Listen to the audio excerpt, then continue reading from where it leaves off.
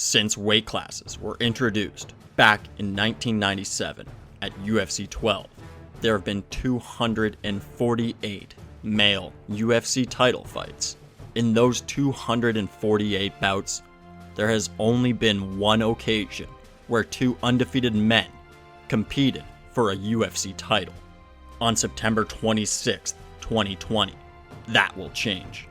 For only the second time in 248 fights, two men will enter the octagon with undefeated records and a UFC title on the line. Any UFC title fight is must-see TV, but the bout between Israel the Last Stylebender, Adesanya, and Paulo Costa has an unbelievable amount of intrigue involved. This is for a few reasons that I'm about to get into, but first, if you guys could like this video and subscribe to the channel, that would be greatly appreciated. Point 1. Undefeated challenger plus undefeated champ plus bad blood equals fireworks. The last and only other time in modern MMA that there was a UFC belt contested by two undefeated men was back in 2009, when Lyoto the Dragon Machida challenged Sugar Rashad Evans for the 205-pound strap.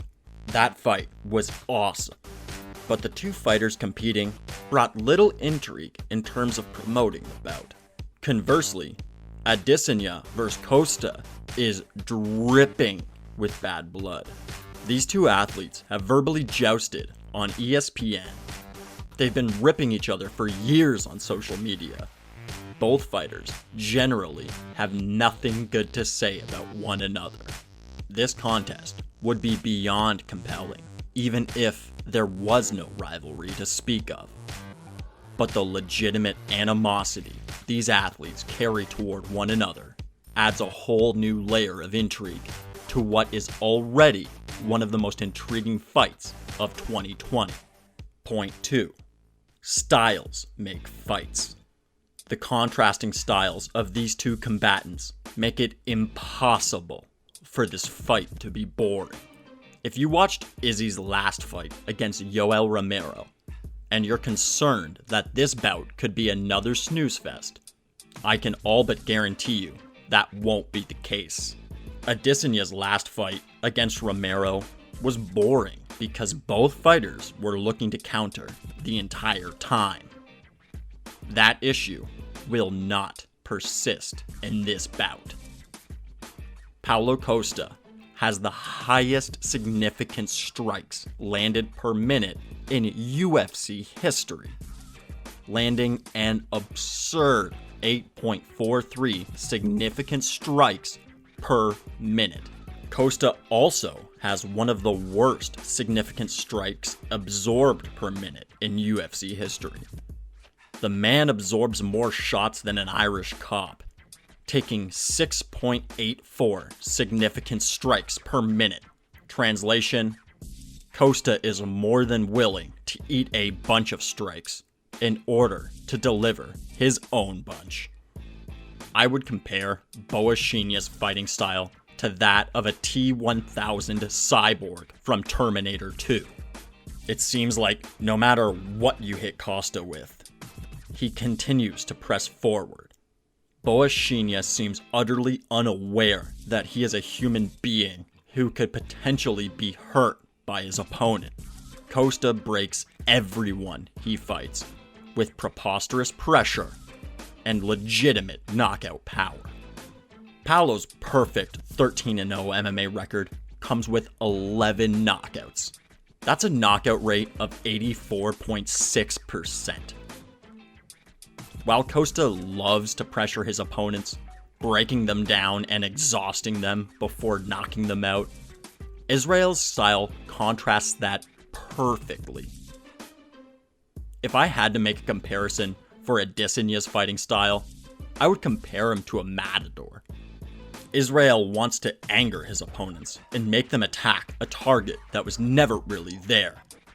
If Israel could pick the perfect opponent for him, it would be someone who wants to pressure him on the feet and is willing to eat shots in order to do that. Israel's perfect 19-0 record comes with 14 knockouts, an almost 75% knockout rate. So both men have been extremely successful when it comes to getting their opponent out of the cage before the judges' scorecards are called upon. Paulo is going to want to put the pressure on Izzy and try to walk down the middleweight champ. Meanwhile, Adesanya is going to want to use his length and movement to hit Costa while staying out of Costa's range. Both men are going to want to demonstrate their perceived superior striking prowess. Neither of them are going to want to grapple. In fact, neither of them have ever attempted a takedown in their UFC careers. The lack of grappling and the contrast of pressure striking versus counter striking guarantees this fight has action. Point 3. Highest stakes fisticuffs. The stakes for this fight couldn't be higher, and the contrast of these two athletes couldn't be more compelling. Undefeated records are on the line. A world championship is on the line. Costa is one of the most heavily muscled fighters in the sport. Adesanya has a lanky build. Costa can barely speak English. I will be waiting for Adesanya, the skinny claw Adesanya. Adesanya has become one of the wittiest speakers in the sport. Well, you heard me. I said, middleweights, I'm the new dog in the yard. And I just pissed all over this cage. Costa has an arrogant, all-out pressure style. Adesanya prefers to aim and fire counter shots. No one in Costa's career has been able to deal with the pressure he puts on them. But Costa has never faced anyone with the exceptional pedigree of Adesanya. Adesanya has made some of the best martial artists in the world look like amateurs. But Israel has never faced anyone as lethal as Costa. Something has got to give in this matchup. The contrast and similarities of these two athletes are stark. Both undefeated. Both love to strike. Both have an unwavering self-belief. But like the Highlander, there can be only one. On September 26th, someone's O has got to go. And UFC fans are going to get to witness it. Cancel any plans you might have. This is going to be the can't-miss sporting event of 2020. If you made it to the end of this video and haven't already, please subscribe to my channel for monthly MMA videos similar to this one. While you're here, if you could like the video and comment below who you think will win this bout, that would be appreciated. Lastly, follow me on Twitter at Empey Talks. I'm very active and love talking MMA over there.